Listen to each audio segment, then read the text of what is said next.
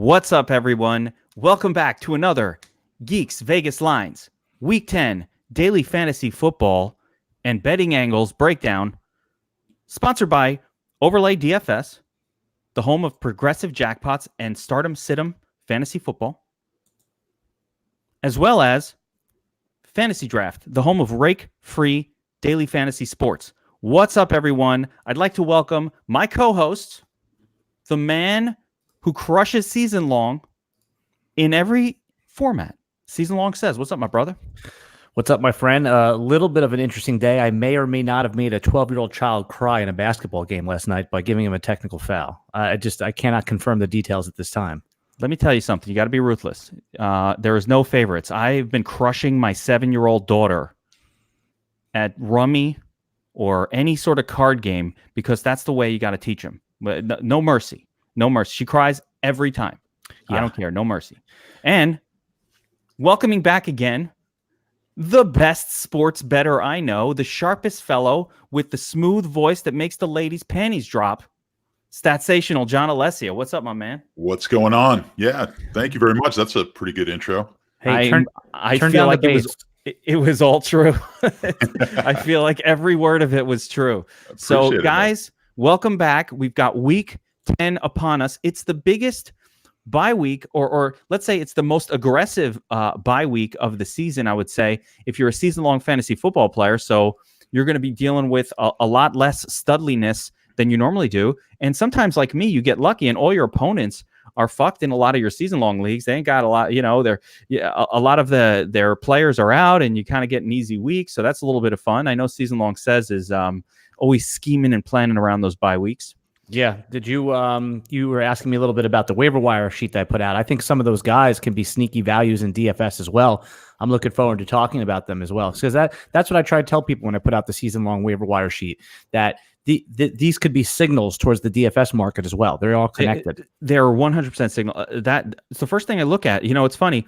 Talking DFS versus fantasy, and the first thing I look at is like, all right, who's being picked up on waivers? This is very much obviously a football thing, but who's being picked up on waivers because those same players are going to be really cheap on DFS. And if I'm spending my fob to pick up, Bilal Powell, I might want to play him, or Rhett Ellison, I might want to play him in DFS as well because he's going to be cheap. Now, just a quick note on this overall slate. When you look at it, there are just not as many games that stand out from I want to use guys from this game point of view as we just normally see. It's a little bit different. It's a little bit unusual in that way. Like I was going through, starting to prep my list, and really I only found like 5 quarterbacks that I'm interested in. So, John, as we go through this, I'm going to be interested to get your takes on this because either we're going to have to get a little silly with some of these quarterbacks that don't necessarily look super attractive, or we're going to have to figure out other ways to differentiate our daily fantasy lineups from the field. Because, like I said, there's just a couple games that really stand out as this is the one I want to. And there's one game, and we'll get to that one during the show. There's one game that kind of feels like it should be the ultimate game stack. But then, and I'll just say the team name, the Cardinals, I can't find anyone on the Cardinals that I actually want to use. Yeah. It's one of the questions that I get on Twitter a lot about this show. And I'm hoping, John, why don't you add some light onto this? People said, I love the DFS show and I love the betting angles, but how do I connect the two things to put together? Can you give a short explanation to how your betting angle takes could be helpful in DFS? Yeah, I think the betting angle, it's really you want to look at two things. Obviously, there's the spread and there's the total. So we're looking for potentially high totals, and we want to break that down into team totals. So not just the spread or not just the total of the game. So if you've got a team that's 14-point favorite, which we've seen a lot of that this year, with a high total, just keep in mind that the underdog is not projected to score as many points. Where you may have a lower total game with a tighter spread, where now both teams are projected to score. One team may be projected to score a little less than the other team in that big spread game, but both teams now are close and have a relatively high potential score. What that means is we're talking game script, and the spread and total can help you define what the game script potentially may be. And we're looking for close games. Look at that game last week, Tampa-Seattle, tight game, overtime game. It was DFS it was like a gold Jerry, in DFS because you had a tight game with two teams throwing the ball and scoring a lot of points. That's what you want. You want tight games, high scoring. And that game stood out like a sore thumb. Like it was no shocker that happened, by the way. It was very obvious. And so sometimes the obvious thing is the thing that you want to be loading most of the time, really. All right. So why don't we get started? We'll start with the betting angle. Baltimore, off that incredible win in New England, or home against New England, is going to now travel to Cincinnati. Cincinnati is starting a rookie QB, Ryan Finley, who I liked a little bit better. Everyone's kind of like, he's a 6th-round rookie, I believe, or he's a late-round pick, so the chances of him working out are low, but I think that he has a shot. AJ Green coming back. John, what's the betting market saying with Cincinnati getting 10 at home, total 46.5? Yeah, so with the 10 points, I think the market, I think it's fairly predictable, is still betting Baltimore. So we've got about 65% of the money and 65% of the tickets on the Baltimore side. Makes sense. The public typically doesn't want to bet bad teams, and especially you've got a Baltimore team coming off of one of the biggest wins they've had in quite some time, playing a team that everyone assumed was the best team in the AFC in New England. So not a shocker there that the public is going to be on the Baltimore side of that game. If you look at the total, it's dropped down from 46 to 45, and the money has also gone in that direction. So we're at 88% of the money coming in under the 45. So the anticipation here from the market is Baltimore wins this game. Cincinnati's going to have a hard time scoring, and the game stays under. Not sure if I totally agree. I think when we start looking at Geek, you were talking earlier about trying to find some other games here where there's only maybe a couple of games that you really like. And I think what you mean and what we have to look at, like what happened last week, is you've got those main games that you're focused on, high totals. They look like they're going to be smash type of games. But then you have to look at the other games and see if you could find little tidbits or little pieces of other games. And this could possibly be one. Now, we know for sure Lamar Jackson might be one of the highest owned quarterbacks this week because he's in just a prime spot here to just go off, run the ball a ton. John, passing, but yeah, Lamar Jackson's always in a prime spot. Always. Well, last week was a week. Now it was in the showdown. He was on the late. But if he was in the main last week, he would not have been a high owned play, and he would have been a pretty good option to have. So, I think he's starting to transcend matchup just a bit. And obviously here against Cincinnati, it's going to be pretty favorable. I mean, I have it projected 250 yards rushing, which is insanity, but not, getting 200 yards rushing in this game by Baltimore as a team. This is not just Lamar Jackson, is not unheard of here, because when you look at the game script, like I said before, we're looking at that high spread. Could be a situation where Baltimore just runs the ball quite a bit. But Finley, as you mentioned, I think can get some yardage here. So something you want to look at is possibly some of the Cincinnati passing game as a cheap option. Yeah, Geek, you and I talked about in our quarterback preview for season long, I brought up Ryan Finley as somebody that I thought was going to at least get a chance. He was pretty good at NC State. He's an older rookie. He's not 22. I think he's like in his mid 24, something like that. I mean, we talked about Brandon Allen a little bit last week, and he ended up being okay for Denver. We can get into that later, but AJ Green set to come back. I have him ranked around wide receiver 31 for the week. I assume he's just untouchable. Start with the Bengals, because I used to think Tyler Boyd was money every week. I don't even think you can play him in DFS anymore. Am I right? No, you are not right. So Boyd is good. Here's the deal. Marlon Humphreys is a shutdown cornerback. Legit. So who's he going to be on in this game?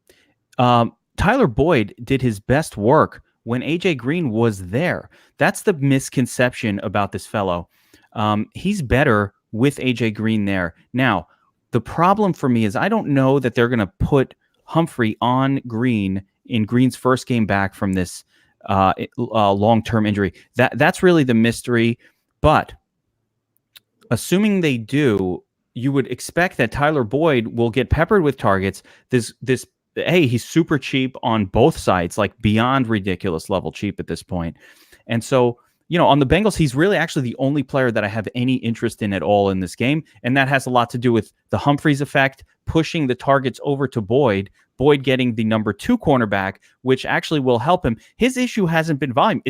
He's been covered well by quality corners, and he can't catch the ball. And if you look at what he's done, it's like he got 14 targets, but only caught 4 of them. You know what I mean? Or 5. The targets are there. The targets are definitely there. And that's what we do. We chase targets. I want the targets. And now I'm going to get a weaker cornerback than what I've seen before. So I prefer Boyd. I like him better now that Green is back. I've been waiting for this. And we have a cornerback effect game happening with Marlon Humphreys, who, again, I believe to be an elite cornerback on the level of guys that you want to stay the fuck away from, the Stephon Gilmores of the world, those type of guys. Now, on the flip side, really, this is a game about Baltimore and where will the points come from? Now, my normal sensibility, and John, correct me if you kind of approach things differently. My normal sensibility is, listen, I like games to be competitive, especially when I'm going to play the quarterback. I really don't want situations where they can sit back and lean on the run. I don't want that. I like back and forth, the close, what you talked about earlier, the close game, the high scoring, both teams, close spread. We don't have that here.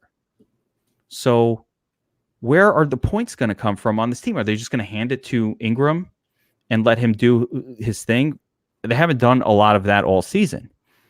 Or are they going to do what they did in Miami week 1, which is we don't give a fuck. We're going to keep scoring and scoring and scoring and put up 59 points, and the whole team is going to go bananas. So, I mean, John, do you? I'm curious. Do you, when you're looking at your DFS plays, do you think, I don't see the Bengals being competitive here, so I'm not sure I want this quarterback? Or do you look at a game like this and you go, I don't give a fuck. It's Lamar Jackson. He's going to style on these guys no matter what. Yeah, it's team specific, really. And Baltimore, so you have to look at it when Baltimore's offense is geared towards the run with a running quarterback. Boy, this kind of situation then makes their quarterback a lot more intriguing than it does when you've got a team, let's say, I don't know, a team that's more passing oriented, that is a double-digit favorite, where the quarterback's going to kind of be shut down in the second half if the game gets out of hand. We've seen that with Tom Brady. Really hasn't done much in some of those big spots, right? 17-point favorite, 20-point favorite, and really didn't do much. They'll just sit on that running game. They'll sit on the ball, right? And I think, and Harbaugh's also a coach who does not mind running. Go back to that week 1. He ran a fake punt. I believe they were up like, at least 30 points, and he ran a fake punt. So he's a bit of a dick. And that's good for fantasy. Just the opposite. Yeah. I think he's a bit of a hero for doing stuff like that. I like when he's put steps on the throat. I like when step right on their throat. Kick a dead horse. I love that. He is a fantasy points hero, and that's all we care about. But Geek, John, what I'm saying is that last week it was sit Lamar Jackson, don't play him because the Patriots are a tough matchup. This week it's don't play Lamar Jackson because it's too easy of a matchup. Lamar Jackson has moved up. He's RB8 now on the year when you just take his rushing stats. If you had RB8 in this matchup, you would play him. I think just forget about that. He's the quarterback. He's a running back who also throws passes. I think that kind of sums it up. And I'll throw in one last point here on Lamar Jackson's side. And just I love this game. I love the entire Baltimore offense. I believe, John, what's the team total? Get 45. That. It is the team total. No, okay, the team total for Baltimore. Yeah, it's. I thought it was 28.5. So you cut 45 and a half is 22.5 plus 5 is 27.5. 27. Okay, yeah, I've done it before. I'm just like I hate doing it live on the thing. I don't want to give it to everybody. Okay, perfect. So they've got 4 touchdowns coming. Right, where are the touchdowns coming? Or 3 touchdowns, 2 field goals. Yeah. Where are they coming from? Everybody on Baltimore is in play here. Hollywood Brown, yeah, I'll take that. How about Mark Andrews? Sure. Ingram, can he get a couple touchdowns? Yes, he can. So this whole situation looks really, really good for this Baltimore offense. They're going to score 4 times. Harbaugh, not known to take his foot off the gas, and I don't think Cincinnati would answer. I will not stack this game as a game stack lock, but I don't mind having a couple of lineups where Boyd is in there also. So a handcraft, but in my mass multi-entry, am I going to lock this into a game stack? No, because I think that Baltimore can do it without Cincinnati bringing it back. Whereas last week with Russell Wilson as an example, Wilson not doing it unless the other team is doing it too. That there's some teams that just operate a certain way, and what we've seen out of this team is they will just go for it. No worries. All right. What we're going to do is just take a quick break here just from our friends at Fantasy Draft, the only rake-free daily fantasy site brings the heat again with the $300,000 rake-free contest, the Hooters main event. This is the largest and only rake-free contest of its kind you will find for Week 10. And remember, only on Fantasy Draft are 100% of entry fees paid to the contest winners. Sign up at fantasydraft.com with referral code ARMY, that's ARMY, and you'll get a free 7-day trial membership. Geek, tell us really quickly how important it is for you to check out Fantasy Draft because of the rake free. And also, when you're done with that, I want John, what we're going to do is, if you haven't checked out the podcast that John does on Beat the Bookie, we're going to talk about rake free this week. So something to tune in for. Geek, tell me why I should be playing rake free fantasy at Fantasy Draft. I still don't understand. There's other reasons to play Fantasy Draft too, including an awesome format like last week where I could play 4 running backs and just have to play 2 wide receivers, which is great because wide receivers are so volatile. I'd rather just load up on running backs. But I mean, if you don't understand rake free, all we look for is overlay. Like before rake free existed, what we would look for is tournaments that didn't fill because there was essentially free money in them, right? The contest is paying out $1 million, but there's only $700,000 in entries. So it's like $300,000 in free money for people. That's a beautiful thing. That's what we want. That gives us an edge. Anybody who understands daily fantasy, anybody who's a serious player, I don't care how serious you are. If you play for $5,000 a year in entry fees, that 15% difference is, $750. Now that seems small when you're talking 5,000. Fuck, I play $5,000 in entry fees per site on the weekend. So for someone who's playing a lot of volume, it's even more extreme. You're talking about thousands and thousands of dollars in savings, and all they charge is a subscription fee. It's like $5 a month or $10 depending. Cup of coffee a month, man. It's just nothing. Everybody needs to be playing. We, as a community, again, we have to support this model because the most sustainable daily fantasy sport is happening right now in Fantasy Draft. And oh, by the way, their contest structure is spectacular. They've literally listened to all the shit that we've said over the years. They don't do those top-heavy bullshit contests that I personally always try to avoid. They have every sport. The size of the contest really good. The top heavy nature. Go play on Fantasy Draft. It's fucking awesome. Same scoring pretty much as DraftKings, but without the douchiness of all of the rake. 18 minutes in, only one game down. We're going to move quick. Atlanta going into New Orleans. New Orleans getting the double-digit 12.5 point treatment, 51.5, big over/under. John, is Matt Ryan back? And what are the bettors doing if he is? From what I'm seeing, Ryan, I believe, was limited today, so I'm thinking he's going to be back. I think this number is indicating that he's going to be back as large as that number is.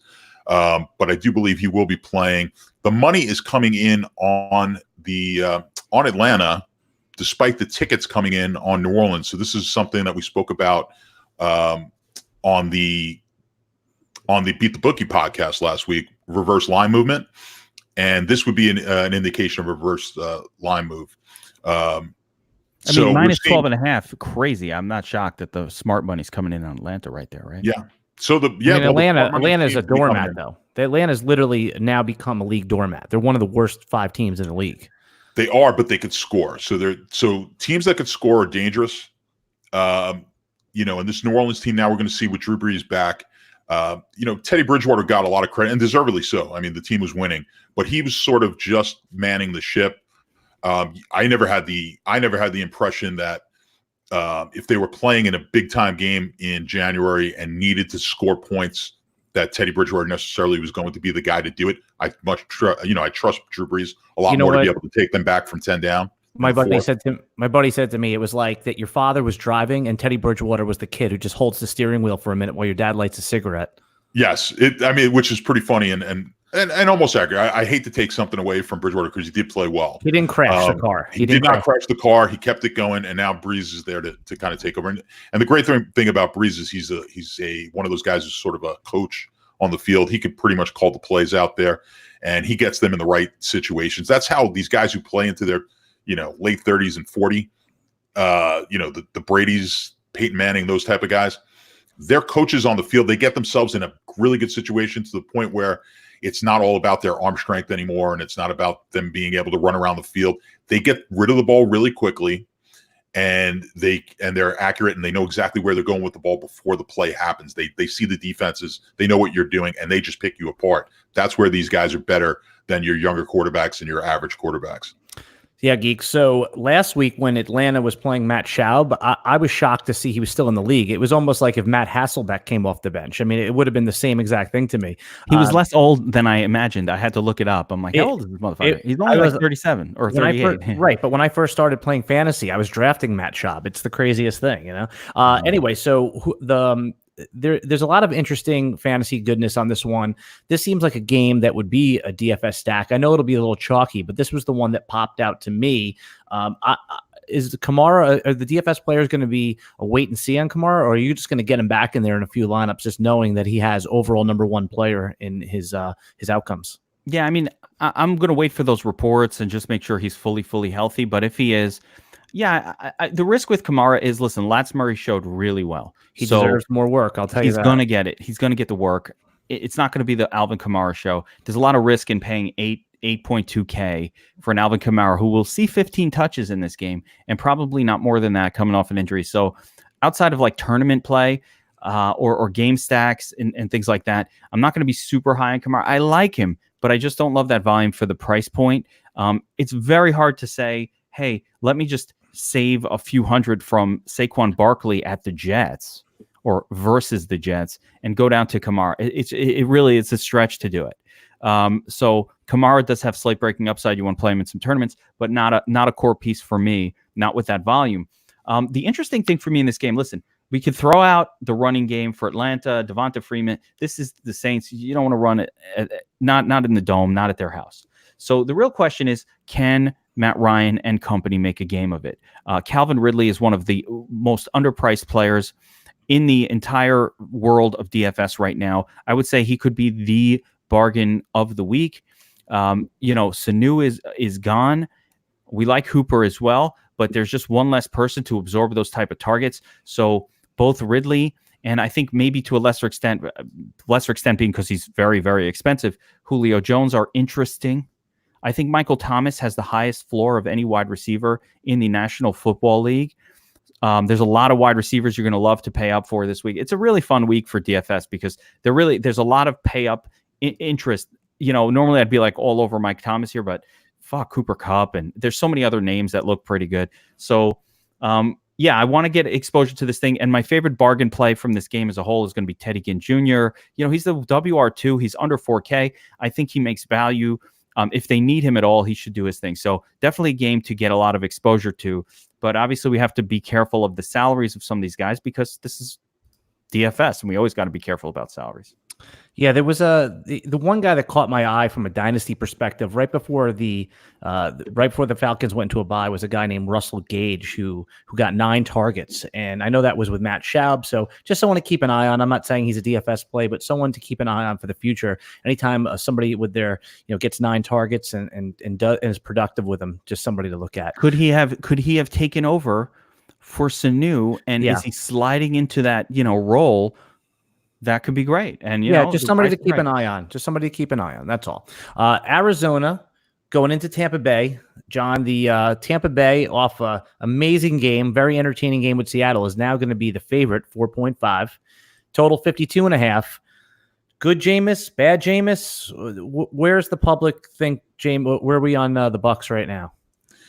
So Tampa, as you said, is 4.5. The public's actually coming in on Arizona. They're taking the 4.5, just slightly, 55-45 on that.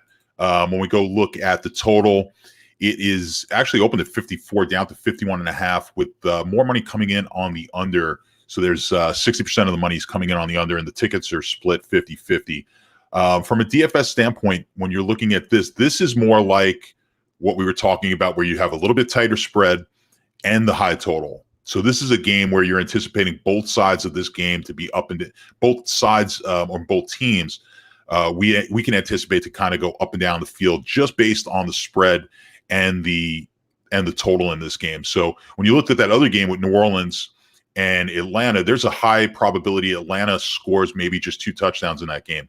That's probably not the case here. We're going to see both teams being able to put points on the board. We talk about always targeting the Tampa games because their quarterback and their passing attack is really good. We want to kind of stay away from the Tampa rush defense, but their pass defense is atrocious. So this is one of the games every week it's going to light up. Arizona's been a team people like to target.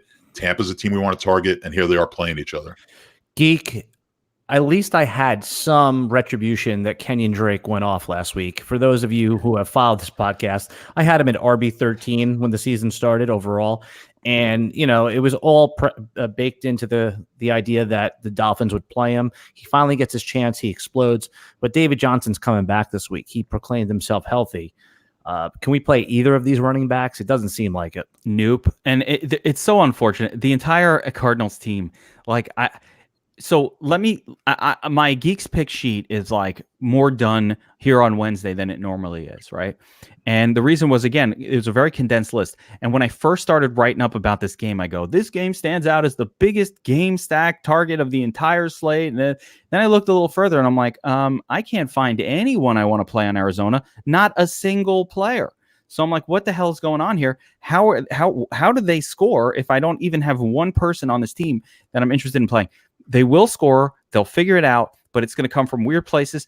It's very much like Isabella doing this, and he gets a pass, and then Keyshawn Johnson gets one, and Christian Kirk gets 6 targets. Like, no one is getting peppered here, and it's very dangerous for every single play. And I can absolutely see a scenario where not one of the 7 or 8 weapons, and that includes Drake and David Johnson. I can't play those 2 guys. They're too expensive. They're not priced as backups. They're not priced as guys who are getting a half share of the workload. Plus, it's Tampa. Who the fuck wants to take running backs against Tampa? So there's a lot going on in this game that I like. Now, one thing I will say, and I've said this, I think this is like 9 weeks in a row. Maybe week 1 we missed it, or week 2.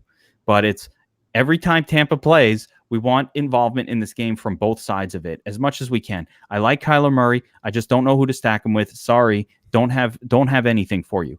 I love the Tampa side, though, and Winston and Evans, and this could be the Godwin week, guys, because Arizona has one excellent player, Patrick Peterson, and I know Mike Evans and me go back a long way. Yes, you guys do. I drafted him as a rookie in my dynasty league. Me and him have been together for years. We have a relationship. It's had its ups and it's been rocky. You guys have broken up a couple times. We broke up. We get back together. It's a thing with us. I can't quit you. I can't quit you, Mike Evans. It's not going to happen. I'll never quit. Very broke back. Yes. It's exactly that. But Mike Evans against quality cornerback play, I've seen it a million times. You put an elite corner on him, it goes to the other guy. That's what I'm expecting this week. So we all went to Godwin last week for the seesaw effect. We also, hey, Evans had the big week 2 weeks. Now it's Godwin's turn. Last week it was Evans again. So now we have a double seesaw. John, it's like when you're at the casino and you're playing roulette, right? Black. You're like, fuck, I'm going to red, dude. Black. I'm going to red. It's going to happen here. It can't. Yeah. It's impossible for black to hit 7 in a row. Black. All right. We got it. Double down. I'm just going to keep doubling down until it hits red. That's also like when you play blackjack, you double your bet every time you lose. That theory.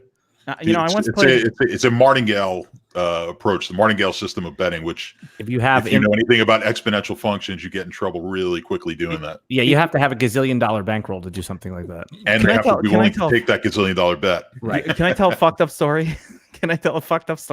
I was in the Caribbean once, in the DR, before you would die from the alcohol, and I'm like in the casino, like, hey, it's Caribbean Casino. And I was actually some fucking guy. It's a ripoff game. It's a scam, right? And Caribbean Keno, the way it works is like, you're like, hey, if you get to 100 points, you win this big prize, right? And the guy who's doing it, and every time you lose, you have to double your bet to stay in. But you're just basically picking a ball out of this hat, and you just have to get to 100. It seems like such an easy game, but it's a fake game. It's a complete scam. I figured out as I was playing it. I figured this guy is scamming me. So you get to like the guy, $5, $10. Yeah, dude, the prize is $5,000. Like you get this big prize, $5, $10, but you have to double your bet every time, and you get to like 85 in a second. So you're like, oh, I only need 15 more points. I got to 85 in like 3 balls. I got this shit. But it was a scam. So now it's like, well, all right, 50, 100, 200. All of a sudden your next bet is like 50,000 and you're calling your bank like, dude, I need to transfer money. I'm at 98, but it's all a scam. You could never get to 100. Yeah. So I'm wanted in Dominican Republic because I ran out of, let me get some cash. I left the casino and I never came back.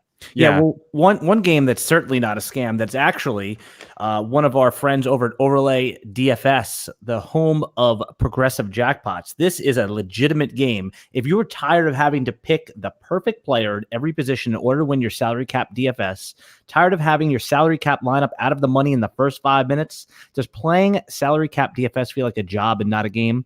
Would you like a fantasy game where the pros with 150 lineups and computer algorithms can't dominate? Then OverlayDFS.com has a new revolutionary start-sit game for fantasy sports. They are the home of the max 10 entry GPP. They used to be the single entry, but now they're allowing you to do 10. Here's how you play, guys. You make 12 simple start-sit decisions from over 30 matchups that they present to you. A win, a loss, or a tie will be awarded to your overall record for each decision. Records in the top 10% will win 9 times your buy-in. 12-0 records will win the guaranteed progressive bonus. All matchups are player versus player. Who will have more total fantasy points? Usually 8-4 is good enough to cash. 7-5 can do it sometimes, and sometimes it's 9-3. Guys, 2 people won the progressive jackpot last week. One guy won $29,000 on the site. I was watching this. I went bananas. There was like 8 people that went 11-1 in their big game, and then one guy hit it, and he went 12-0. Here's your $29,000. Unbelievable on a $100 entry, huh? Sick. And it's not you're not beating in order to win $20,000 on a $100 entry, like in regular DFS. $29,000. $29,000. You've got to beat like, I don't know, 20,000 or 10,000 other people or 5,000. Like, well, actually for 100. Yeah. Like your odds are like so minuscule. So it's pretty awesome that somebody, I mean, this, you only have to beat yourself. I mean, there's no person to beat. If you go 12-0, you win, you know? And the also nice thing is, it's not like if you don't win that, you don't win money in that contest. You're winning money in that contest if you get close. That's the beauty of it. Yeah, there's a couple matchups on overlaydfs.com. I was curious of what you guys thought. If you could just lightning round them, just shout them out. This week, you have Allen Robinson versus Juju Smith-Schuster. Who do you guys like in that head-to-head matchup? I like Juju. Geek? Lightning round. That's tough. I'll go with Allen Robinson. All right, I'm going to give you a real dirty one. Eric Ebron versus TJ Hawkinson. I'm going Hawkinson in that one. Yeah, I'm going Hawkinson as well. All right, I'll give you one that with a little more glitz on it. Kyler Murray versus Matt Ryan, total fantasy points. I like Murray there. Yeah, I'm going to go with Murray as well. Yeah. And the headline matchup is Lamar Jackson versus Aaron Rodgers. Who do you like in that matchup on Overlay DFS? Easily Lamar. Yes, Lamar is the guy. All right. I mean, I still think Aaron Rodgers looks like peak Aaron Rodgers, but I certainly will never go against my guy Lamar Jackson. Don't believe that hype on Aaron Rodgers. He is the same guy he's been the last 2 years. I disagree. I mean, we'll get when we get. Do they have a game this week? I'm just thinking, looking down the list. They do. Okay, we'll get to it. My favorite 1-8 team. Now I was going to say 0-8, but they did beat the Jets there. So Miami is now not at the bottom of the barrel. Cincinnati is. But they are a fun team to watch, John. You know, I do. This week they're going to Indianapolis. Indianapolis getting the double-digit 11-point treatment, total 44. I think with Fitzpatrick there, they're always a live dog. Definitely. I mean, you know, I spoke about this with the Geek on, I believe, the Wolfpack podcast, where I said, you know, this sets up last week, that game. If you've been around Jet football long enough, that game just set up as Jet disappointment and Jet fans ready to jump off. You know, like it doesn't get any lower. And I just kind of saw that one coming. The number of times my beloved Jets have broken up opposing teams' winless seasons, it's almost something you need to now expect to happen, because it's happened again and again. Like a team looks so bad they'll never get a win. The Jets always deliver them that win. Always. Yeah, and I thought that Gase maybe should have been fired over the loudspeaker at halftime. That would have galvanized the Jet. Imagine they did that. That would have galvanized the fan base. Totally. And a sharp move. All right, John. What's happening? Is this number even pricing in that possibility of Hoyer, or is the market not even make a difference between the two? Yeah, there is not that much of a. I don't believe there's that big of a gap in between the two quarterbacks right now, especially the way they're playing. This has been a pretty run happy team. Indianapolis. They're one of the top of my head, I think maybe the third or fourth most rushing or percentage of rushing to you passing plays in the league. So, and you know who the obvious ones are: San Fran, Baltimore. So Indy likes to run the ball a lot. They play kind of a control type of game. And we've talked about this on this podcast a lot, where you always get this kind of uneasy feeling with rostering or trying to stack the Indianapolis players. Because it just doesn't, I don't know, it just doesn't seem to pan out. This is a game that doesn't get me too excited. You've got the big spread, 10.5. If you're looking for the Vegas aspect of it, the money's actually coming in on Miami about 70%. If we go to the total on this game, it's 44, and all the money's coming in on the over. So we're anticipating points here, at least the market is, a lot of points in this game, or at least more than 44 points. So that's a little interesting considering Miami. But I think the public's starting to come around and warm up to the fact that Miami actually has been able to put some points on the board against some teams. It's just that their defense has been so bad. So I think that's what the anticipation is. But as you asked me earlier, how do we put this together? You've got a large spread. Miami's not necessarily projected here to score a lot of points. So another large spread with a fairly low total. It's not a game that's going to necessarily excite you from a DFS standpoint. Yeah, so I was going to make the obvious joke here, since Zach Pascal was the head of my waiver wire pickup sheet even two weeks ago and has been performing. And then I was going to tie that back to should we make a wager on Pascal? But, Pascal's wager, I don't know. It just seemed like too easy of a joke, and you guys usually don't laugh at those. So I'll entertain myself and move it along anyway. Can we play him? Zach Pascal, to me, is the wide receiver 1 on that team. Even at Old Dominion a couple years ago, he just rips touchdowns in the end zone. He's like a bulldog, like an Aquan Bolden type of receiver. I like him a lot. Listen, is he a lock at 5,300, which is a very jacked up salary for some unknown guy who had 2 good weeks and isn't passing 6 or 7 targets? That's a lot to pay. It is. It's a lot to pay. Of course, Miami, terrible. They don't even bother to try on defense. They don't. But yeah, it's a lot to pay. So it's not going to be a core play for me by any stretch of the imagination. On the Miami side, there's some interesting possibilities. You've got Mike Gesicki, who was a highly touted, tight end coming out last year, and so he did a little something last week. Jets, I don't know if that speaks more to the Jets' lack of linebackers or it speaks to the fact that, Williams gets hurt. I don't know at what point during that game, and maybe they started throwing to Gesicki afterwards. But now there is no Preston Williams. Doesn't that make him a good bet? Because people are going to have that concern. It was just the Jets. Isn't this the perfect time to play him? Bet. Absolutely. Because, it's just Parker and Gesicki now. I don't know who the other players are on this Miami team that would be involved. Albert Wilson, I guess. But and then some other unknown wide receivers that you literally have never heard of, like Jerry and Grant. I mean, so yeah, we've heard of Jerry and Grant. He's a return. Yeah, he's a return guy. He's had a play on he's been a turd that probably did well on a Monday Night Football game once. The name is familiar, but outside of that, it's all going to go through Devontae Parker and Gesicki. Their running back situation is a complete shit show, with Walton just getting kicked out of football last week. I don't know what the fuck he was doing. I played that dude a little bit against the Jets, and it wasn't the worst play in the world, but he's gone, and now it's going to be Kalen Ballage, who we know sucks. So I call him Kalen Garbage. Yeah, Kalen Garbage. I mean, he's just so bad. So I don't know how this Miami team is so talentless, but they just are. So, on the Colts side, you're right. It could be Hoyer, could be Brissett. We don't know.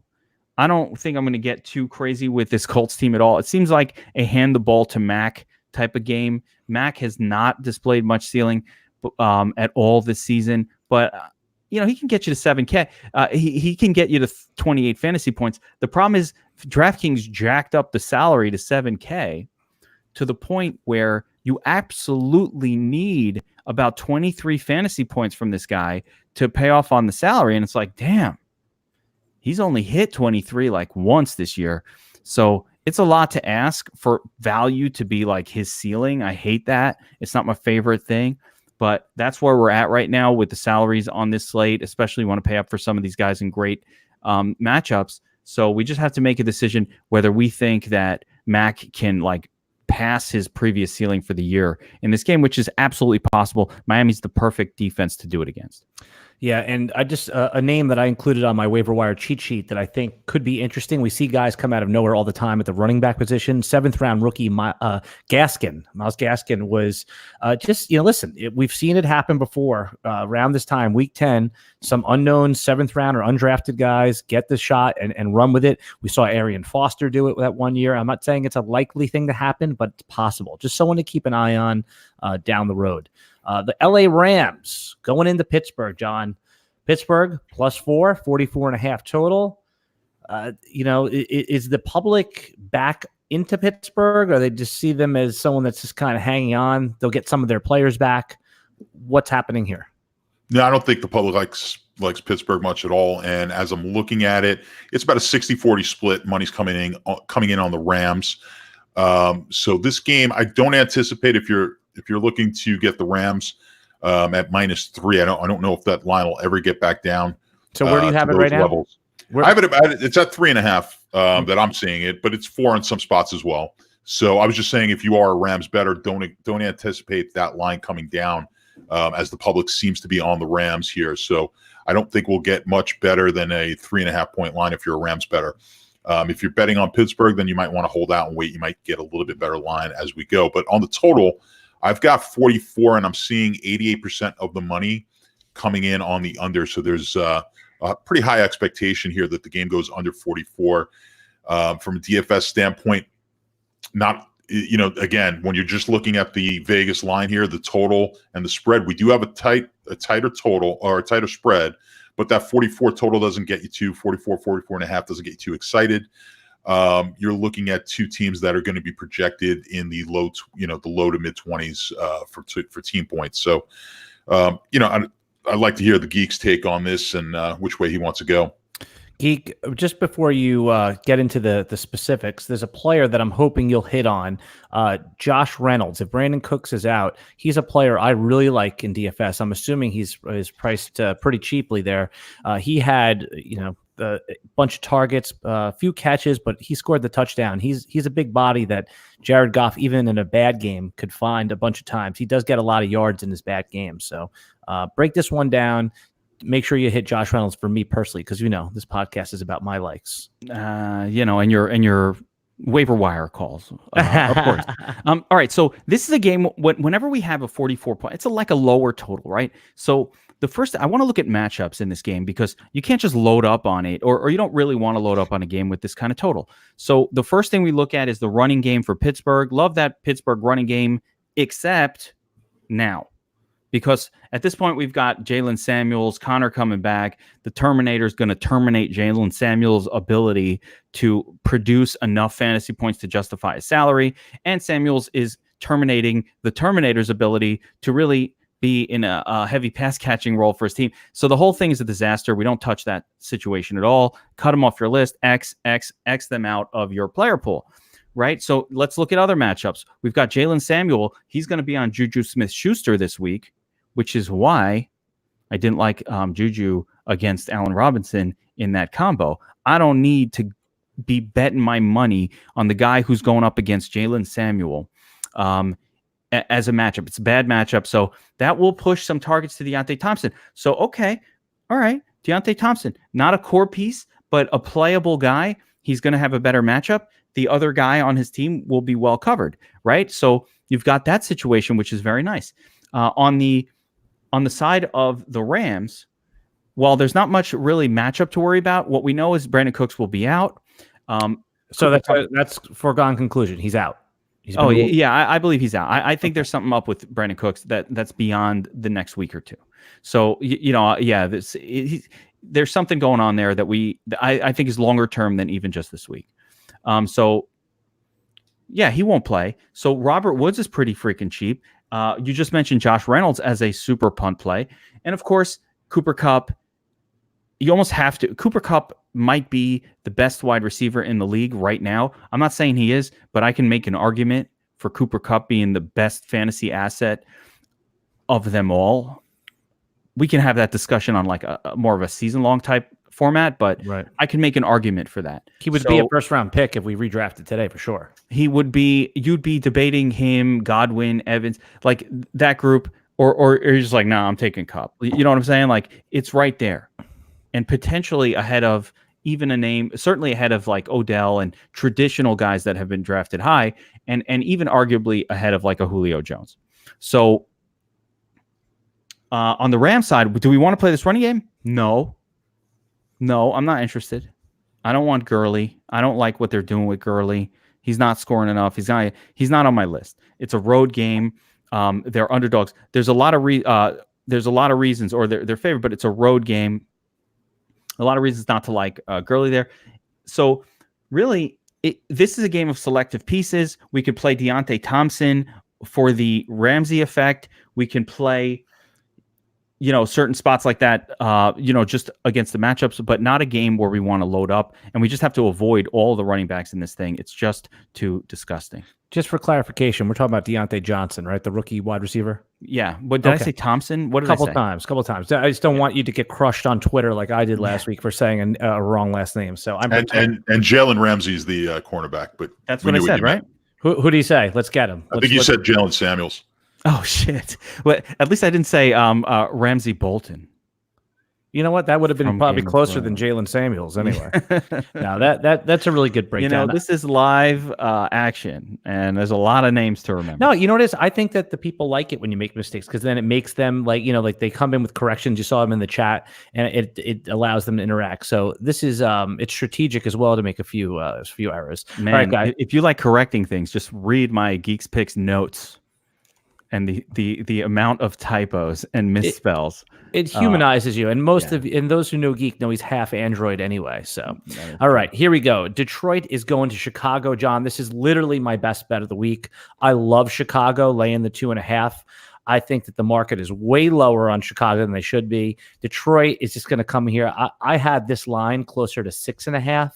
I'm hammering this one. You could tell me why I'm wrong. I'm just going to put my fingers in my ear holes. I'm not listening. Total 42.5. Break it down. All right. I'm just going to say, as you were saying, I love this play. I knew exactly where you were going. Mm-hmm. And I'm going to leave it at that because I just kind of anticipated that. But what's interesting is that's not the way the public is going, which I actually thought most of the public would be on Chicago. And maybe they hate Trubisky. That's what it is. So it's really the Trubisky factor. The game's pretty much 50-50 split with actually some more tickets coming in on the Detroit side, but from a cash standpoint, it's a 50-50 split. And I think the public is, like you said, I think they're pretty much tired of seeing this offense just be so inept that they can't do anything. And as I say that, which way do you think the public's going as far as the total? They're betting this game on the under 93%. And it's at 41.5, like you said. Actually, 42.5. I'm looking at 41.5, but it could be 42.5 and some other. I took these off. I take these off the score. I take them off in the morning, so they couldn't. Yeah. The just the latest one I have is 41.5, but it's probably 42 at some other place. I'm not looking at an aggregator. But that said, the money has come in. It opened up at 44, whether it's 42 or 41.5, whatever it is. The public has hammered this thing down from 44, betting the under. So the anticipation is, I have to look at Chicago's totals, but the top of my head, I think they've probably only gone over like 2 times because the games have been, the defense has obviously been really strong and they just can't score at all. So I don't know how much, I know you like Robinson over Juju in the little overlay matchup there, but I don't know how much you like him as far as actually playing him in DFS. Yeah, Geek. I mean, crazy. I mean, Geek. When you get into this, I mean, the Detroit passing game has just been on fire. That could also be leading to the belief that Detroit has a chance in this game. I mean, both of those receivers, Kenny Golladay is now probably in the second round in a season long, and he's got to be. You got to hammer. This passing game has just been unbelievable. I did not see this coming with the 2 receivers. I mean, last week, again, we talk about game stacks, right? And if you stacked Golladay and Marvin Jones Jr. together with Matthew Stafford, you started with such a massive edge. Like, you had a great shot of taking down tournaments as well. So, Golladay coming in only took 7 receptions. And this is one of the things I warned about with Golladay, and I continue to warn about this. He's not a volume wide receiver. He's been doing it, but on big plays, not on volume. Again, only 7 targets, 4 receptions, got you 26 fantasy points. Marvin Jones Jr. brought the heat last week, 10 targets, 8 receptions. And what we've seen with the Lions is they're willing to go to the guy with the better matchup as well with these two. So, Marvin Jones Jr., maybe Galladay is like 55%, 60% chance of being the man each week, but that leaves Marvin Jones Jr. as 40% that is going to be him. So there's definitely a wide discrepancy there, although the salaries are now coming together to the point where I don't like either of them. But, that aside, in terms of the entire piece, because you mentioned the Chicago side first and can Trubisky pass? I don't fucking know. I think Trubisky sucks. I think he's like Mark Sanchez all over again. I think he's garbage. They didn't have they traded up to get him. We've gone over that a million times. Do you think, Geek, that they're going to stay with Trubisky next year, or do you think they're going to make a move? No, I think he's gone. They don't have a first round pick. They gave it to the Raiders. There are other ways to deal with your quarterback situation than a first round pick, and it includes trading for Teddy Bridgewater. Like, there's a lot of things that they could do. Oh, I was going to say Cam Newton, but go ahead. Yeah, they could. I mean, is Newton? I don't know, but they'll figure it out. But I can't see. This is too good of a team to go back to this guy again. He's very bad. But we've seen him play competently. And you're talking about Detroit, a team that does not play quality defense. He's having his bad games against pretty good defensive teams. Even the Eagles, for all of the shit that they get, they're a good defensive team. They had some issues with their cornerbacks. They've cleaned that up, and they're a better team defensively. So, this is a green, spectacular on paper matchup for Trubisky. But I think the guy that I'm most interested in this game across both teams is Montgomery, the rookie running back for Chicago. Now, David Montgomery, 27 carries 2 weeks ago, and a couple of 5 targets, 4 receptions. Last week, 14 carries against the Eagles, a team you don't run against, and a bunch of targets in the passing game. So this matchup is so much more attractive for the running game for the Bears. So if they just lean on this guy, he should do just fine. We just saw Josh Jacobs smash the exact same matchup. Now, we're dying for value this week. We're dying for salary relief. Montgomery is the play here. He's the most interesting. John, you mentioned, we talked about the Allen Robinson situation. This Darius Slay here. Detroit does have quality cornerback play, at least across the board, but certainly they're not a pushover in that regard. They haven't been like spectacular overall against the pass, but they have one good defender. I don't know. Slay has been in and out of the lineup. I don't know if he's hurt or there's any reason. I know he's been in and out with some injuries, but with Slay on Robinson, again, it further kind of pushes more likely targets or more likely just of the offense to go through that run. So that's the piece that I'm most interested in. And for Detroit, I'm just not down with targeting players against the Bears. They depress fantasy scoring as a defense. It's week 3 of the preseason. Oh, wait, no, it's a regular season matchup. Normally, this is the week 3 of the preseason. The Giants are going to go visit the Jets. They're just going to stay in their locker rooms. Look at my defeated slouch. Yeah. Oh. The Jets, 2.5 on the neutral territory. John, I'm curious to hear, do they count this as like a home field advantage because of the season ticket holders, or is this literally how they price it as a neutral field because it's the same home team? Yeah, they're probably going to give a little bit less of a home field advantage because of it. If you want a quick note on where home field advantage, do you know where home field advantage comes from? Like why teams in every sport have a home field advantage and what the difference between playing at home is? What the biggest reason is? The travel time. Nope. It has absolutely nothing to do with it. Right. Oh, so okay. They've done studies on this where you have teams like the Giants and Jets, or you have like the Nets against the Knicks, or the Clippers and the Lakers, things like that. And you would think, okay, there should be no home court advantage or home field advantage, Yankees, Mets, whatever. It should not go along those lines because they're sleeping in their own bed, the whole narrative. But what it really comes down to is the home fans dictate home field or home court advantage. And the reason is because it influences the referees. I won't get into a whole big thing, but referees actually influence. And what you're seeing, and we should do a podcast on this on the Beat the Bookie, but what you're seeing is as the advent of all this replay comes about, you're seeing less and less home field advantage in all sports. This is blowing my mind right now. Yeah. This year, the road teams, I think, in the NFL have one more than the home teams have Yeah, so far. I have to look that up. I want to stop you there because that's really interesting. Because as you know, I do referee some youth sports, and you try to have an unbiased view. But you're right. Sometimes, not that you're trying to play to the crowd or anything like that, but a hostile environment can, there is a split second of hesitation at times. But you have to, as you get more experience, the idea is to get past that. And I like what you said there about how with the replay sort of neutralizing that, and that's a really interesting topic to explore one time. Yeah, it's something that I've seen on the. I haven't seen anyone talk about it on Twitter. Would that then have led to more road teams just covering the spread this season because that 3 points is just incorrect? Yes, and they're not giving 3 points anymore. It's more like 2.5, and that's actually come down. The home field advantage is even lower now. And the more they put in, and you're going to see it in baseball, once baseball was very small, 52, 53% home field advantage, that's dropped to almost a 50-50. It's going to continue to drop. It's doing it in every single sport. And the only thing that's changing is replay. And replay in big situations changes games. And those big calls in big situations are really what gave that home court.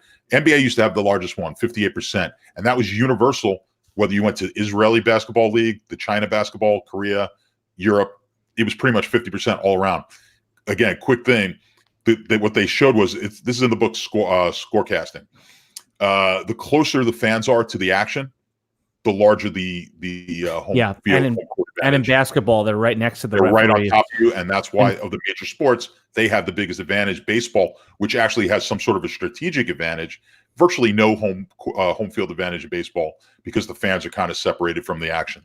But don't you think also like sleeping in your own bed and travel time? I mean, I know these guys travel on luxury jets across the country, but traveling across time zones, having your circadian sleep rhythms messed up, that's got to play into it a little bit. The only thing that messes you up, the only thing that they've proven to mess you up is the night games on the West Coast. The West Coast team has an advantage. Oh, okay. That makes total sense. I mean, because now your sleep clock, think about if we're on the East Coast watching those games, it's 10, 11 o'clock at night when they're getting into the second half and you start to see. I've got a story. I've got a story to share on this topic. All right. You sparked a story in my head. Go for it. It's a story of when I went to Vegas. Okay. And I wanted to see the Michael Jackson, Cirque du Soleil thing, which was fucking awesome, by the way. But I'm in Vegas. I just fly in. I get in at 5. We got 5 o'clock Vegas time. We got the Michael Jackson show starting up at 9:30 Vegas time, right? Your boy was sleeping halfway through the fucking show. It was a $250 ticket. And I'm like, I can't keep my eyes open. Why? Because I didn't realize 9:30 is like 12:30. And fuck, I was like tired, man. I'm like watching Billie Jean. Yeah. And I'm out. And my wife is going, boom, what are you sleeping for, man? You love Michael Jackson. When you're fighting to keep your eyes open, that's like one of the worst feelings in the world. It was me typically driving home from like a bar at 1 o'clock. Oh my God. Please don't fall asleep. John, did you ever do that thing where you lower the window and you smack yourself in the face late night? I used to make the trip. So I would, I was the guy playing poker in Atlantic City back in the 90s and not staying. And me and my buddy, we would go on a 24-hour session and then drive back to Brooklyn, an hour, 45 minutes. You start seeing things on the road. Do not recommend that at all. But I just get the lady who dropped the panties to drive, man. Get her to drive you home, man. What are you driving for? Like that? I don't know where we took a right turn on this conversation, but in 30 seconds or less, John, and then Geek, I'm going to ask you to do this in 60 seconds or less. Break down Giants Jets. Yeah, so real quick, the Giants and the Jet game's kind of 50-50 split. Both teams have been pretty crappy, so that makes it makes sense that the money's coming in kind of split on both sides there. But if we look at the total, the 43.5, 86% of the money is coming in on the under, and again makes sense because both of these offenses have looked a little suspect in recent weeks. Geek, do your best Michael Jackson impression and get through moonwalk through this one pretty quick. It's a tough one to get through quick. So number one, I want to talk about Darnold. I think he's having effects of the mono still. Something's off about this kid, and I don't think it's the guy that we're going to see for his whole career. So cut the kid some slack. Giants, Evan Ingram out this week. Rhett Ellison becomes an interesting pay down option. Again, the Jets got torched by tight end last week because they have no linebackers on the team. They have a couple guys that were practice squad guys that are now covering the linebacker position. So very tough to cover tight ends when you don't have linebackers. Pass catching running back also goes up against linebacker. Again, no linebackers. Hello, Saquon Barkley. So those are major advantages for the tight end position, as well as the running back position for the Giants. On the Jet side, this is a shitty Giants defense. Now, is Le'Veon Bell going to play? I don't know. We're going to have to see at the end of the week. Could be a Montgomery Brothers weekend. Could be Bilal Powell. We don't know who's going to be the guy for the Jets. Well, Gase has proven that he likes to play veteran guys. I mean, he played a 35-year-old Frank Gore last year. I mean, Bilal Powell is certainly in play, right? It could be Powell. I thought it was going to be Montgomery, more of a gadget guy, though. Yes. So Powell is the actual running back. He's fine. He's a good player. If I knew that Powell was the guy and I can get him for min salary, I'm very interested in him in this game because, again, the Jets are not completely inept. They do run the football. And so I think that will have some interest. We need pay down options. But it's not a lock that Le'Veon Bell will be out of this game. Again, Robbie Anderson, you can go back to that. He's cheaper this week. I think Jameson Crowder is more expensive after last week. Crowder definitely has a little more chemistry with Sam Darnold, but who the fuck knows with this shitty ass Jets team and offense where that offense is going to come from. And on the Giants side, it's Golden Tate and then Darius Slayton. Interesting. Isn't it funny that there's a Darius Slay and a Darius Slayton? And Darius Hayward Bay, who I call Darius Hayward or Hayward Slay. Yeah. Or I call Darius Slate. I don't know what the fuck. It's too many Slaytons and Slays. And 3 more to go, guys. Buffalo at Cleveland. Cleveland still a favorite. 2.5, John. Totals 41. Baker Mayfield and the rest of the crew are favorites again. Kareem Hunt coming back. I am one of these guys. You know what?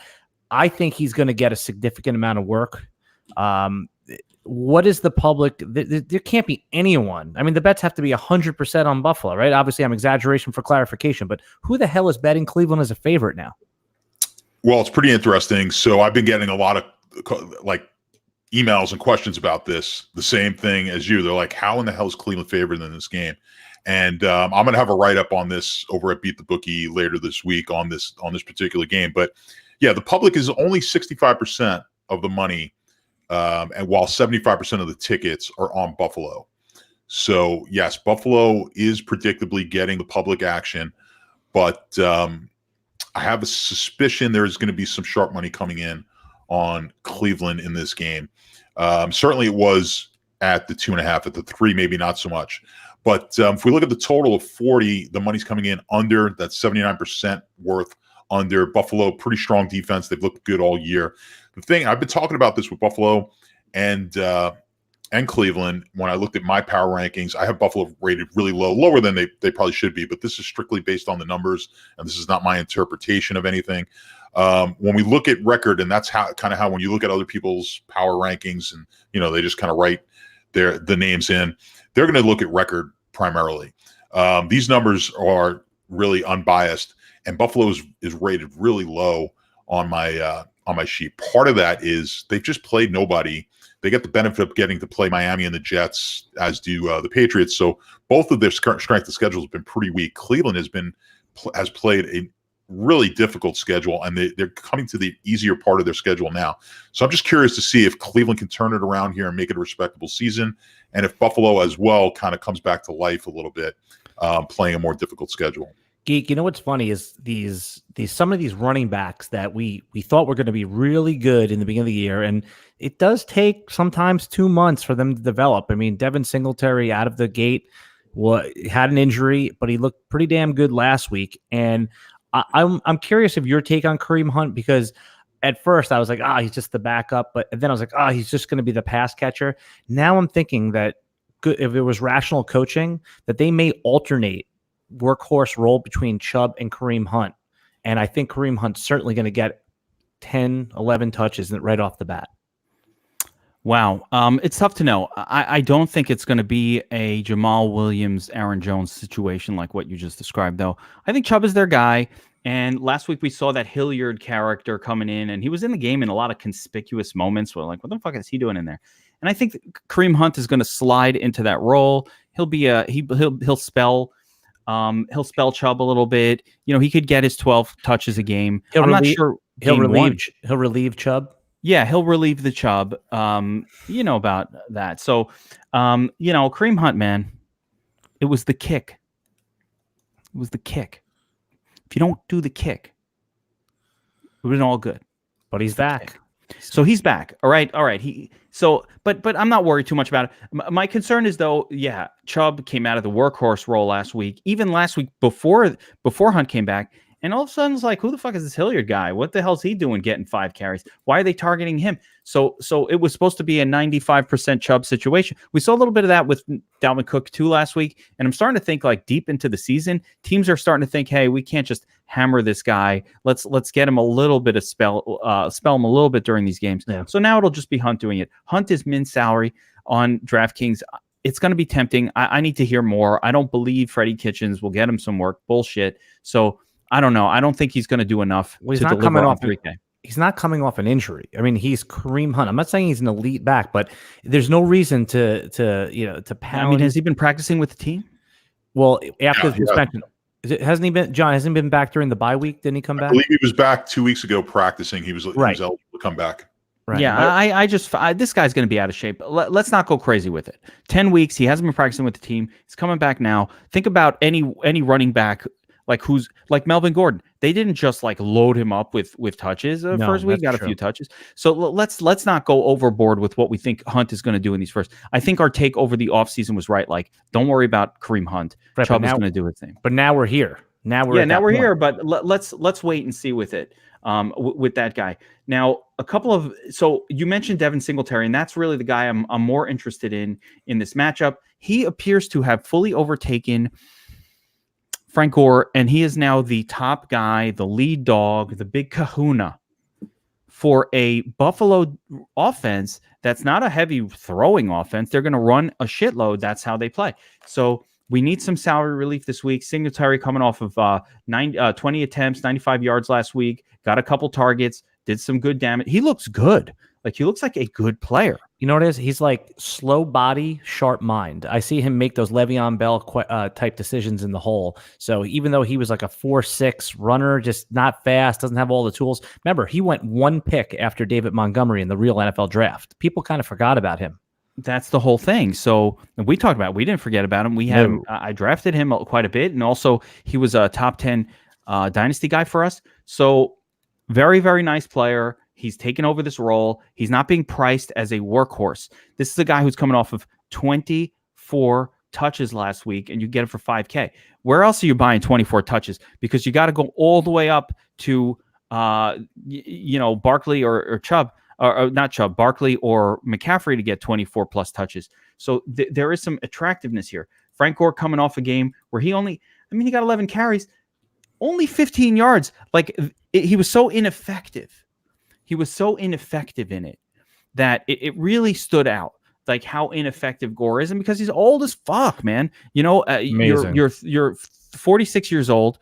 It's week 10 of the football season. Your body hurts, fucking hurts. A 46-year-old man. I'm football years 46, real life 36, but basically he's like me. My shoulder hurts. I don't even play football. My fucking shoulder. I can imagine what pains this guy has. Right now, wide receivers. Everybody's in play here. I find it a very interesting game, right? It's interesting. Low scoring total. Looks like a shitstorm, but Odell Beckham's basically free. Jarvis Landry getting lots of targets, not doing shit. John Brown, if they need him, he's there. A little too expensive for my taste, but overall, this game is 41 point. Normally stay away, and yet somehow I'm intrigued by a lot of the players on. I'm not going to be loading up on the Cleveland pass catchers by any stretch, but Buffalo is a team to attack via the run. But Odell, it only takes one. He hasn't done it in a long time. Definitely GPP. And I'm not going Beasley this week. Beasley got us a touchdown last week, though. You heard it here first. So, but I'm not going Beasley this week. But my favorite play in the game as a whole is going to be Devin Singletary. I just like the price. I like the workload. I like the matchup. And if you want to play Josh Allen, he's a little spendy for me, but I wouldn't hate you for playing him. I don't think he's got a ceiling. He hasn't shown me this season that he can pass 21 fantasy points. So until I see it, I'm now not really going to like chase it. He's too expensive for that. John, does the KC line, when they go into Tennessee getting 3.5, does this represent Mahomes playing, or what's the story here at the 48.5 total? Yeah, I believe this is a Mahomes line, and it's looking more and more. Actually, just got an update while you guys were talking that Mahomes was, I believe, a full participant in practice. So I think that line is pretty much indicative that Mahomes will be back. Just to see where the money is coming in on this game.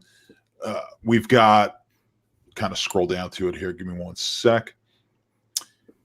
We've got primarily most of the money, almost 90% of the money actually coming in on Kansas City. So I think just I could almost sense that you thought this line was a little low to be a Mahomes line. I don't know. I could be wrong. Kind of I mean, I know Casey's on the road and it's his first game back. I would just think not that the line is wrong itself, but the Mahomes coming back, the public would hammer the line. So I thought that the books might get away with a 4.5, 5 point line. Not that that's a ton of difference, but it would be a difference.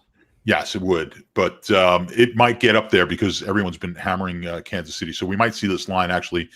I would not expect this line to ever get to 3. I would think Kansas City is going to probably be a bigger favorite than 3.5 by the time this game kicks off. So we can look at it from that standpoint. From a DFS standpoint, obviously you've got 48.5 points. It's a tight spread. These are the type of games that we're kind of looking for. Kansas City, we know, they're always in play when Mahomes is there. But that Kansas City defense has been known to yield some points. They've yielded yards, although they did really well last week against the running back.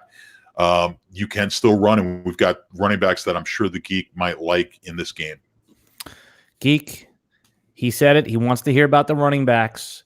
Is Damian Williams, after that 90-plus yard run or catch and run, I mean, is he even back on your radar screen? Or because you know what happens is truthers of Damian Williams, they finally were about to take the L on him, and right when you're out, they pull you back in. There's no volume here. It's too sketchy. This whole backfield situation for Kansas City remains too sketchy for me. Why? LaShawn McCoy's still there. He's still doing his thing. It could switch over to him in a heartbeat. Damian Williams did most of his damage off of one play last week. So I don't know. I don't like any of it. And quite honestly, I don't feel safe putting my money on any one of these guys for just that reason. Now, to go back to what we talk about with matchups wise, we've been saying this for a few weeks now. KC is a defense you want to attack with your running backs. And therefore, Tennessee at home, you've got Derrick Henry looming large. Henry has really seen just a lot of volume. Again, he's like a similar play to Mac, but a little bit cheaper this week, which I like.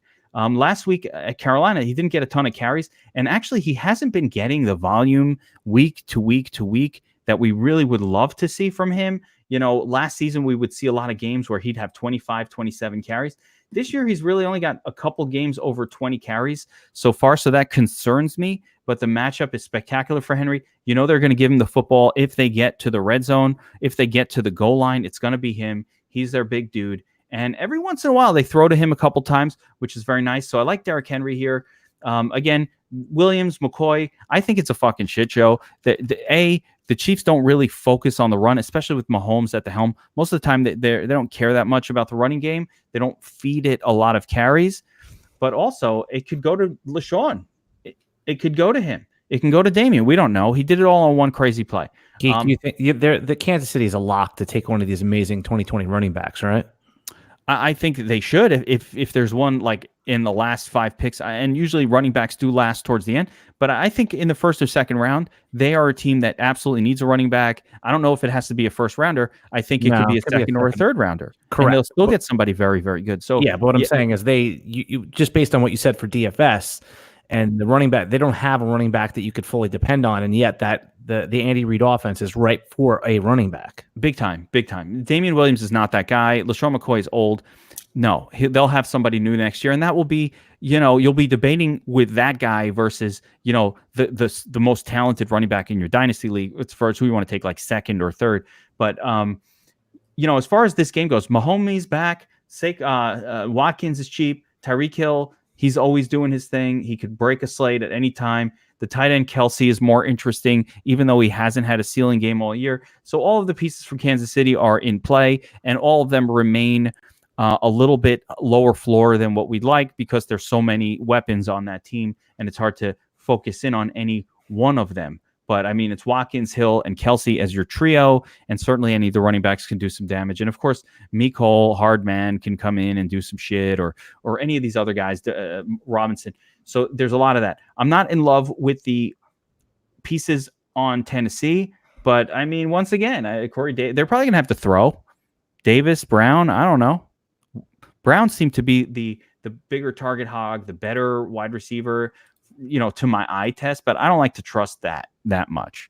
But how about Corey Davis? Yeah, I mean, I thought between Brown and Davis that Brown looks like a better player to me, like to my eye test. But what the fuck do I? I'm not an NFL scout. I just watch the games. But like Brown looked better to me. Every time it's funny, I start laughing when I see Tajay Sharp catch a touchdown. Hey, I got an interesting comment that just came in. I'm just curious if you guys can nail this one real quick. Is it better to create a lot of different lineups or pick a solid few guys and create lineups off of that? I mean, I can take that. So it depends what you're doing. You have to understand bankroll management and contest selection first and foremost.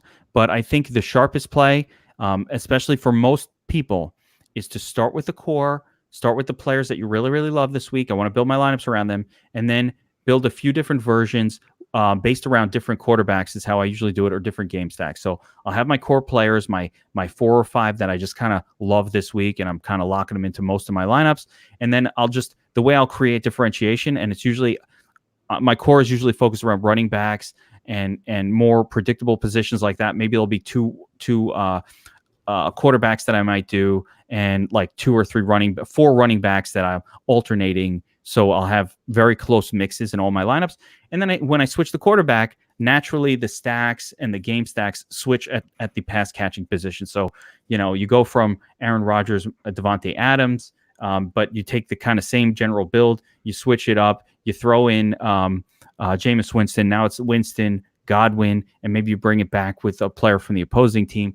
So that's how you build your lineups, handcrafted. If you're going to make 3 or 4, when you're mass multi-entering, when you're making a lot of lineups, you really need to do that to attack tournaments and try to win them, because you're going to lose money fucking around like that in those massive contests unless you're getting cute with some players. And most people don't understand that component of it.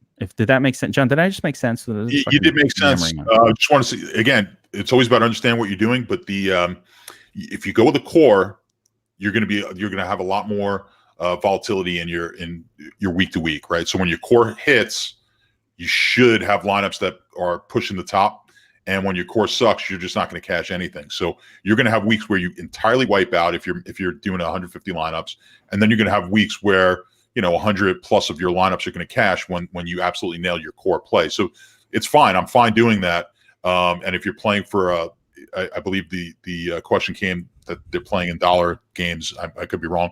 If you're okay with possibly punting 150 for $150 worth of lineups, then just understand that's certainly a possibility. But when it hits, you're going to be pushing for the big one. So I have no problem playing that way. Just understand that what the kind of risks you're taking. John, just answer this question for me. So just use 100 lineups just for a round number. What percentage of your lineups represents core? It's going to depend. If you're doing it that way, my core would be, and it's going to vary obviously depending on the week. Last week, your core is going to include Samuels last week, right? He was 100%er in your core. So there you go. Is a core one player? Is it 3 players, or is it really vary? Yeah, it's going to depend. So, but if a lot of times I want to look first at the running back. Is there a guy out there that I absolutely must have? And then I'm going to use him. And then if I was this person who asked the question, then I would do more a core stack, as in I believe the Geek was mentioning this, maybe 1 or 2 quarterbacks, and then a variety of their stacking options paired with that running back that you think is absolutely a must-have. Or and 2. Running back for me is a high-end guy, but last week it was going to be a guy at 4,000 in Samuels, who you absolutely had to play. Yeah, and I think that this question, and I love how it sparks little tangents that are relevant to what we're doing, because we do get caught up in the week to week and breaking down these games. But I think what's come to light here is that we need to do a special episode at some point of the Geeks Vegas Lines where we really get back to the blocking and tackling, the basics of lineup management. I know you have some other podcasts where you talk about this, but there is a built-in audience for the Geeks Vegas Lines that come and watches this podcast every week and doesn't have time to consume a lot of other ones. So if it's okay with you guys, at some point we should do even just a short 20-minute episode and give the people a little bit refresher of the blocking and tackling, the basics of lineup building. Let's bring it home, guys. One more, the main event. Carolina at Green Bay. Green Bay, what an awful showing last week, John, but 5.5-point favorites once again. I'm willing to write off last week as just cross it off, pretend it never happened. Possible to do, though, for the bettors.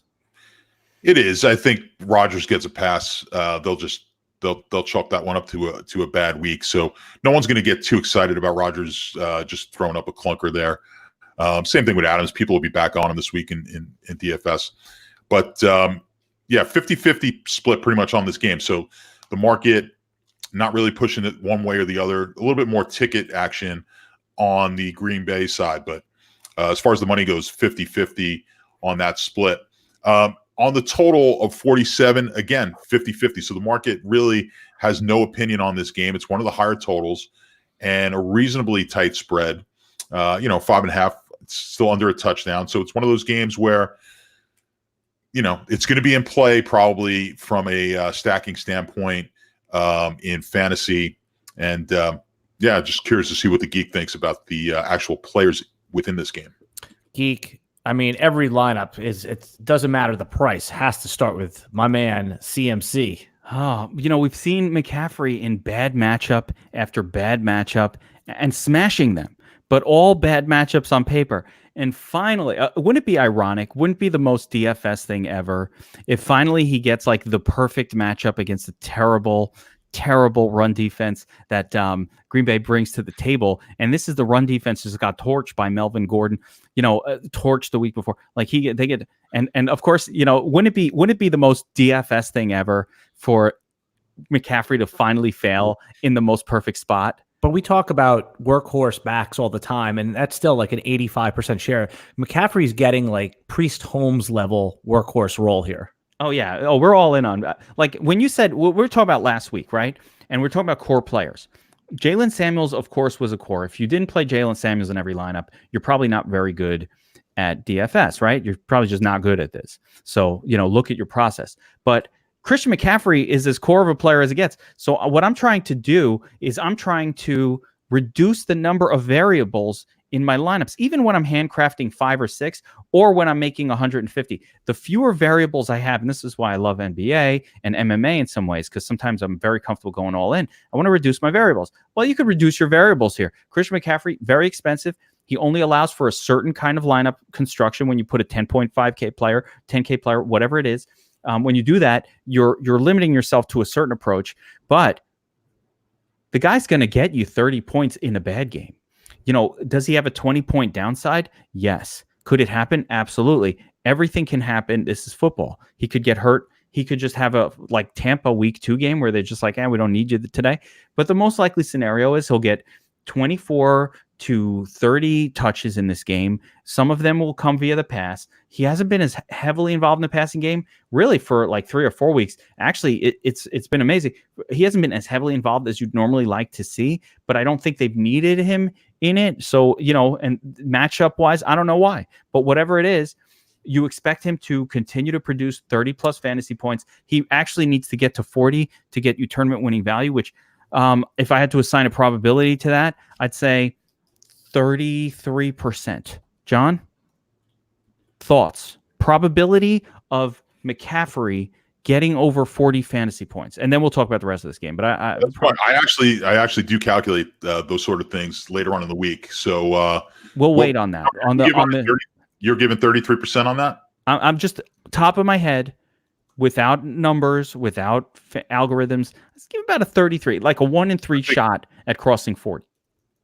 Yeah, I would say it's a little less than that, but not much. I'm going to say 25%, something like that he gets the 40 points. Yeah, you kind of need that. You need that for your tournament winning score. But the beautiful thing about him is, you probably give him like a 50% shot of hitting 28 fantasy points or more. Like hitting a really good number, he's probably over 50%. So really good play.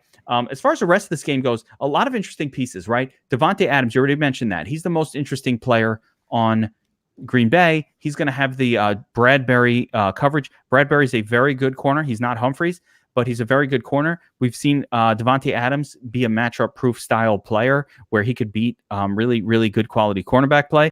But it's important to note that there will be a quality corner on Davante Adams in this game. But again, he will shadow him.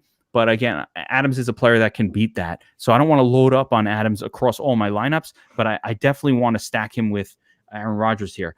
I think the two players at wide receiver for the Panthers, both Moore and Curtis Samuel, are being peppered with targets at a much higher rate than their DFS salaries indicate. And a lot of that's because Christian McCaffrey sucks up a lot of the fantasy scoring on this team. But both of those guys are kind of high floor wide receivers, even if their ceiling is a little bit capped by Christian McCaffrey. If Christian McCaffrey has a bad game, it's going to be because these two guys are going bananas in a game. Like that's what'll cause it. They just ate up all the touchdowns, but that hasn't been how these games have gone so far this year. I don't like the secondary pieces for the Packers at all, including the running backs, and this is very, very important. To me, Aaron Jones, I said this last week, he was still 33% owned. John, I hope you listened to me and didn't play a whole lot of that fucker. Yeah, he was a dud last week, wasn't he? He was a dud, but I told it to you on the pod. When Adams is there and Jones is splitting touches with Jamal Williams, it's a very, very high-risk play. Forget the game logs. Look at what the change that happened here. Number one, Rodgers' favorite target is back. Number two, a lot of this is luck.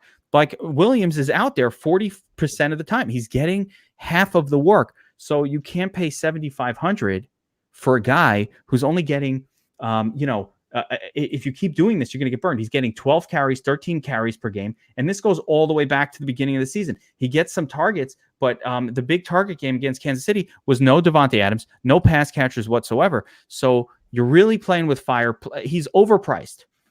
I don't overpay. I hate overpay. John, we talked about this. You had a reason why you think that I don't like paying too much for things, but I can't say it. You will not. Do not say it again. Wait, no, say it now. You have us curious. The audience wants to know. What's the reason? He's like, that motherfucker don't want to overpay for anything. He's only shopping for bargains. But I do. I shop for bargains. I shop on FanDuel, and if he's cheaper over there, I buy him on FanDuel. And then it's the same shit with these guys. I don't want to pay $7,400. I'm going to play a guy who can get me more targets and more receptions for the same salary or less. Yeah. David Montgomery, 25 touches, 5K. I'll just do that. Same matchup. All right, guys. Well, you did it again. What a way to What a way to end it. What a way to end it. The Geeks Vegas lines brought to you by our friends at Fantasy Draft and our friends at OverlayDFS.com. We broke down all the games. One of my favorite hour and a halves of the week, fellas. This week, upcoming podcasts include the Wolfpack podcast. What day do you guys do that? Yeah, we'll break it down. So what we do with DFS Army subscribers, and these are for subscribers only, where you get a little bit more in-depth coverage, where we really dive into who we're going to play, how and why. We're trying to do an overview with Geeks Vegas lines. Wolfpack, myself, John Statsational, one of our DFS Army other pros, usually Big Marley, will join me, and we'll just kind of dive into the slate. That's a Thursday night pod. On Saturdays, I do the Geeks Players Club podcast. That's my own pod where I bring it all together, all the week's research, go through the Geeks pick sheet, tell you how to read it, how to interpret it, who to play, take all the info I got from John and all the other sharp players that are around me, put it all together, start making some lineups. I want to remind everybody who's listening as well, like and subscribe. If you enjoy these podcasts, and we have them for basketball, we have them for everything. We have them for golf, NASCAR. It's a nonstop thing. Like and subscribe to this channel. Hit the little alert button so you're aware when we're going live. Ring the bell. Yeah, hit that bell because my ass only lets you know 5 minutes before. And if you have questions, that didn't get answered, ask them in the comments, and then, sometimes we'll take a look in there and be able to answer them if we missed it on the pod. Yep. So you have those proprietary podcasts for the members only. So DFS Army subscribers, and people go to dfsarmy.com, get signed up as a VIP subscriber. You can use my promo. Do we have a promo code for this pod? We can make that happen, but for now, you could either use the promo code Geek, you can use Statsational, you can use Says, whatever's easiest for you. But we'll get one for this podcast to make it a little bit more universal. You can. I don't want to say vote for the handsomest. Well, then I'm out. Yeah, it's definitely going to be John. Yeah, so I don't want that shit. So I'm like, hey, use promo code Geek. You get 20% off, but also go check out Beat the Bookie if you want sports handicapping advice. John's there answering questions. I think he's like, his record for betting NFL this season is so good. I don't even want to say it because it's like fucked up. It's like impossible to be that on. It's going to regress. We're going to regress to the mean. You don't want to jinx it either. You don't want to put the reverse jinx on or anything like that. No, you know what's it's unjinxable, John's record, because it's all processed and thought out. And when things go wrong, you could say, okay, yeah, I could see this angle. John, the podcast that you're also doing on Saturday, the Beat the Bookie podcast, which is available to the public, is a great promotional tool for people to come and sign up for Beat the Bookie. Why don't you talk a little bit about Beat the Bookie, what you're doing over there, and how people sign up? So if you go over to DFS Army, there's a link to Beat the Bookie. I believe it's on the upper right hand part there. You just click on Beat the Bookie. There's you could sign up and subscribe. What you're going to get is you're going to get into the Slack chats with all the coaches. There's myself, Ryan, better known as Fight On. There's Luce, and you've got Anthony in there. And we're all doing different sports. Some of which we're doing the same sport. The NFL, I know everybody likes to play, so most of us have some NFL picks on there, and you're going to get a write-up. You're going to get logic behind the picks, why everyone's taking each pick. You're going to get the models for each for some of these guys in NHL, the NBA model. College basketball started now, so we're throwing college basketball stuff at you, and then answering the questions. So especially for those of you who are new to sports betting, we're going to be able to answer any questions you have. And try to make you a better sports bettor. That's really the goal here, is to make you guys better at this so that you can do it yourself. And any advice that I could give, I love to teach. I love to help you guys out. So I'm there really to help you guys. And you're getting all that access to four different guys who are pretty sharp for a very reasonable price. So I think it's well worth checking out. Aha, you do like my slogan, become a better bettor. I do. Oh, I had to sleep on it, man. I lost sleep thinking that you didn't like it. Anyway, so yeah, check us out on Saturday. We're doing these podcasts where John gives you, he doesn't just give you picks. That you have to become a VIP member for. He does give you his picks and his logic. He doesn't claim that he has a crystal ball or magic formula, but what he does is, and I'll make a little admission on the air here, his write-ups and his team's write-ups about the picks are some of my favorite entertaining reading, and I may or may not read those when I'm in the bathroom in the morning. Taking my time in there, and I do spend a little extra time based on the well done writing there. Geek, we did it again. Go ahead. You're keeping him in the toilet. Oh no, it's longer than necessary. I'm telling you, excellent writing. Yeah, no, that is, and I'm nice and relaxed in there too. So at F Football Geek, that's where they find you on Twitter. At Statsational, StatSational. And you can find me on Twitter. Ask me questions at Alan Seslowski, a.k.a. Season Long Says. All right, guys, until next week, until later this weekend, have a great week. Good luck. Hope all your picks turn out well. Au revoir.